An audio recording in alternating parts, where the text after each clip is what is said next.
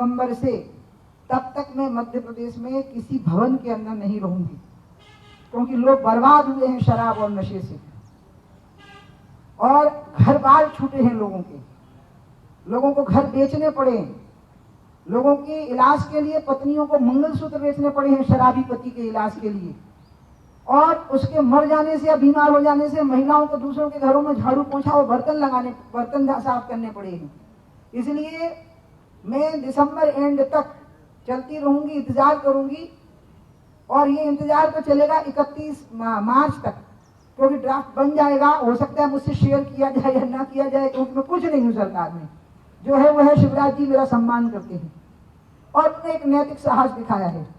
दूसरा मेरा ये मानना है कि एक्चुअली हमारे देश में एक नियंत्रित शराब वितरण की नीति है ही नहीं, क्योंकि ये राज्य का विषय है। तो राज्य की सरकारें अपने तरीके से जनहित और जन धारणाओं, जन भावनाओं की अवहेलना करके भी शराब नीति बना देती हैं। ऐसे में भाजपा अब देश में आ गई है। भाजपा ने 370 हटाने की बात कही, पूरी हुई। राम मंदिर बनाने की बात कही, पूरी हुई। भाजपा ने जो वायदे किए वो पूरे हुए।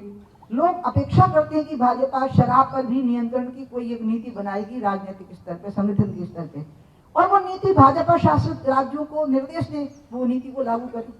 वो नीति जनहितैषी हो, महिला हितैषी हो, नौजवानों के भविष्य को ध्यान में रख करके हो। और मुझे ऐसा लग रहा है कि जिस तरह से शिवराज जी ने इसमें पहल की और एक जन आंदोलन को सरकार ने अपने हाथ में ले लिया और अपने अभियान में बदल दिया उसको, तो हो सकता है कि शायद, मुझे ऐसा लग रहा है, क्योंकि मध्य प्रदेश कई मामलों में मॉडल स्टेट बना है, तीर्थ दर्शन में, लाडली लक्ष्मी में, कन्या विवाह में, तो हो सकता है कि मध्य प्रदेश शराब नीति, नई शराब नीति नैतिक तौर पर भारतीय जनता पार्टी की तरफ से बनी हुई शराब नीति के लिए मध्य प्रदेश एक मॉडल पेश कर दे, और अंत में वो मॉडल भाजपा शासित सभी राज्यों पर लागू करने की स्थिति आ जाए। तो ऐसी स्थिति भी आ सकती है।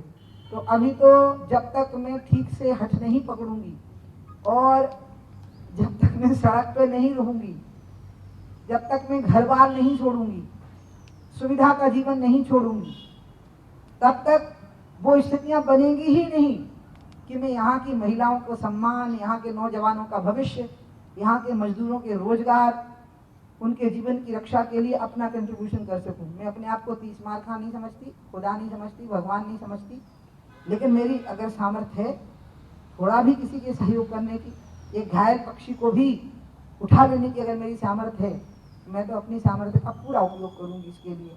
और इसलिए 7 नवंबर से मैं तब तक घर आवास में रहना छोड़ दूंगी, तब तक के लिए, जब तक कि मैं ये नहीं देख लूंगी कि लोग अब शराब के आतंक से मुक्त होकर महिलाएं घरों में सुख से रह रही हैं, मोहल्लों में आराम से घूम सकती हैं, लड़कियां कॉलेज जा सकती हैं, पूजा करने के लिए मंदिर में जा सकते हैं, नमाज पढ़ने के लिए मस्जिद में जा सकते हैं, प्रेयर करने के लिए चर्च में जा सकते हैं, प्रार्थना करने के लिए चर्च में जा सकते हैं, और पूजा करने के लिए, अभिषेक करने के लिए जिनालय में जा सकते हैं, बौद्धालय में जा सकते हैं। स्कूल और अस्पताल के पास, मजदूरों की बस्तियों के पास अब शराब की दुकानें नहीं हैं, इसलिए मजदूर अपनी कमाई अब खर्च नहीं करेंगे और पूरा का पूरा पैसा घर में जाएगा। ये सब चीज़ें सुनिश्चित हो जाएंगी, तब मैं घर में रहना शुरू करूँगी। इसके पहले या तो टेंट लगवा लिया करूँगी, या घास फूस की कोई झोंपड़ी मिल जाया करेगी तो उसमें रहूँगी, नहीं तो अपन तो पेड़ के नीचे भी रह लेंगे, तो मुझे कोई दिक्कत नहीं होती, उसमें नदियों में नहा लेंगे। ये मैंने तय कर लिया है।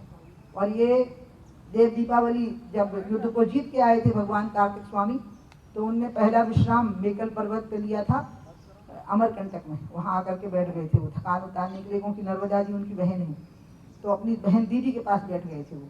मैं भी वहीं जाऊँगी और वहीं से देव दीपावली के दिन से अपना इस प्रकार का जीवन प्रारंभ कर दूंगी। और इस बीच में जहाँ मन होगा वहाँ जाऊंगी, जहाँ खड़ा होना होगा खड़ी हो जाऊंगी, जहाँ बैठना होगा वहाँ बैठ जाऊंगी, जहाँ रहना होगा वहाँ रह जाऊंगी, और इसी प्रकार से आनंद लेंगे। ऐसे मुझे बहुत आनंद आता है। नमस्कार, मैं हूं संदीप चौधरी। अगर आपको ये वीडियो पसंद आया हो तो इसे लाइक और शेयर जरूर करें, और हाँ, हमें सब्सक्राइब और फॉलो करना ना भूलें, ताकि आप देश और दुनिया की कोई खबर मिस ना करें। तो जुड़िए हमारे साथ और देखते रहिए News 24।